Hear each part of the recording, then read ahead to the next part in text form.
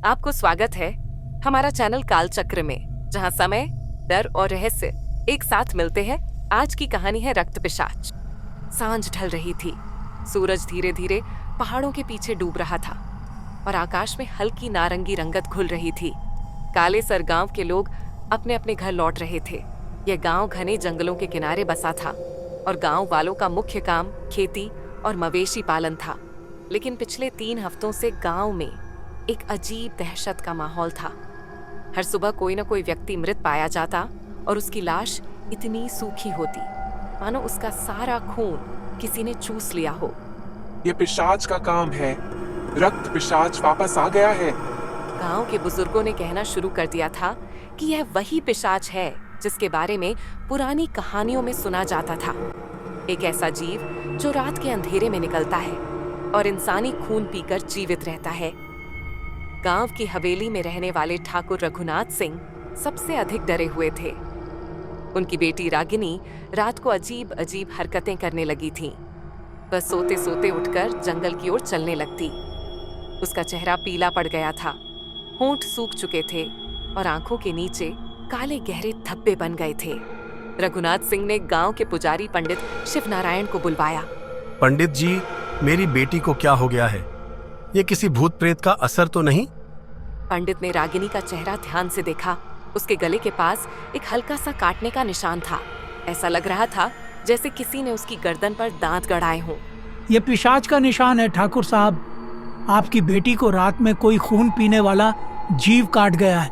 रघुनाथ का कलेजा कांप गया। अगली रात गांव में भय का माहौल और भी गहरा हो गया। शाम ढलते ही लोग अपने घरों में बंद हो जाते और दरवाजों पर तुलसी की माला, नींबू मिर्च लटका देते। उस रात राजू नाम का एक किसान खेतों में पानी देने गया था। जब वह वापस नहीं लौटा तो उसके भाई रामू ने उसे खोजने निकला। रामू ने देखा राजू एक झाड़ी के पास मुंह के बल गिरा हुआ था।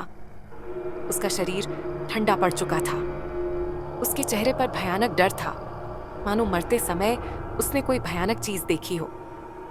उसकी गर्दन पर दांतों के गहरे निशान थे और उसका पूरा शरीर सफेद हो चुका था, मानो शरीर में खून के एक बूंदे भी ना बची हो। रामू की चीख सुनकर गांव वाले भागकर पहुंचे।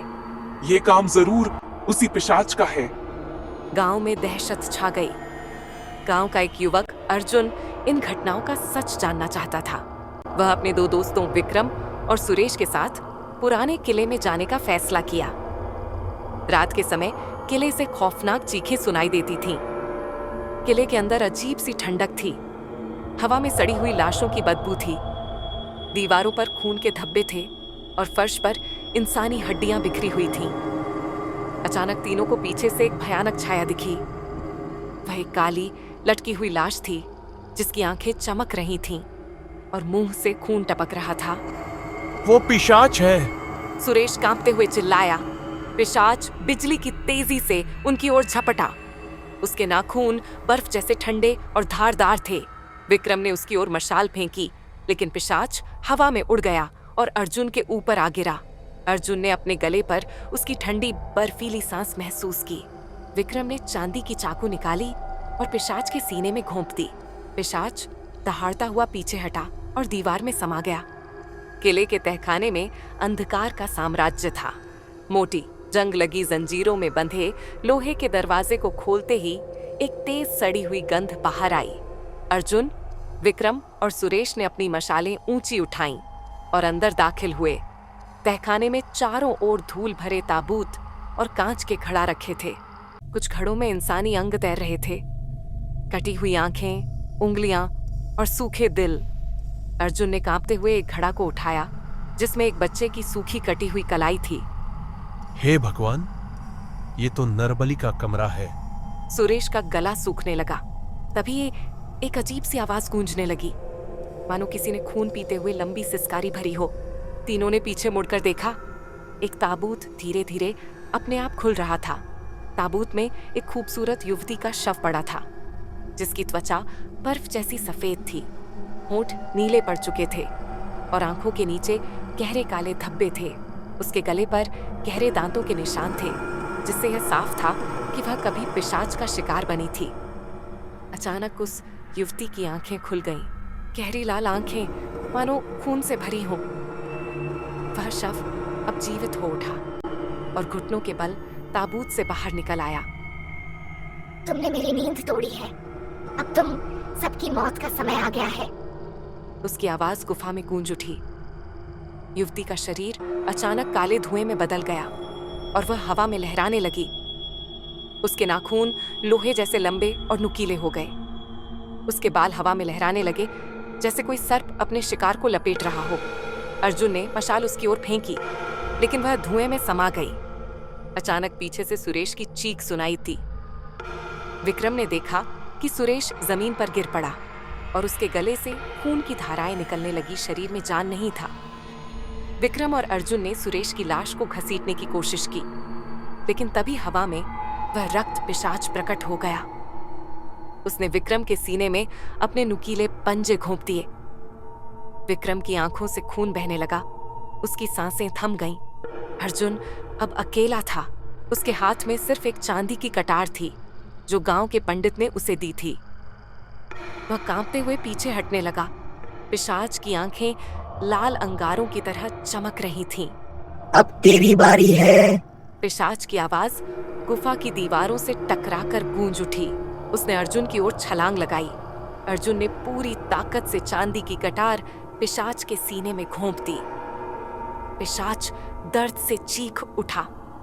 उसका शरीर काले धुएं में बदलने लगा, लेकिन वह मरा नहीं। वह घूमा और अर्जुन के गले में अपने दांत गड़ा दिए। अर्जुन की गर्दन से खून की धारा निकलने लगी। तभी अर्जुन ने अपने गले से रुद्राक्ष की माला खींचकर पिशाच के चेहरे पर दे मारी। पिशाच के चेहरे से मांस छलकर गिरने लगा। उसकी चीखें पूरे तहखाने में गूंज उठीं। अर्जुन ने दूसरा वार किया।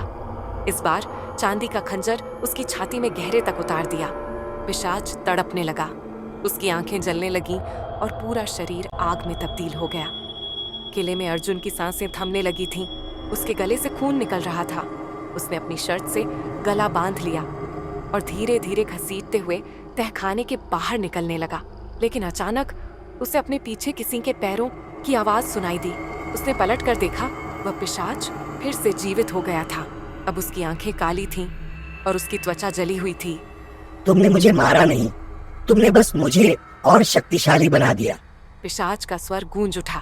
उसने अपनी बाहें हवा में फैलाईं और किले की दीवारों से लाल धुएं की ज्वालाएं निकलने लगीं। अर्जुन ने देखा दीवारों में कैद बहुत सारे पिशाच की आत्माएं निकल आईं। वे सभी हवा में तैरते हुए अर्जुन की ओर बढ़ने लगे। अर्जुन ने फौरन जेब से तुलसी की माला निकाली और मंत्रों का जाप करने लगा।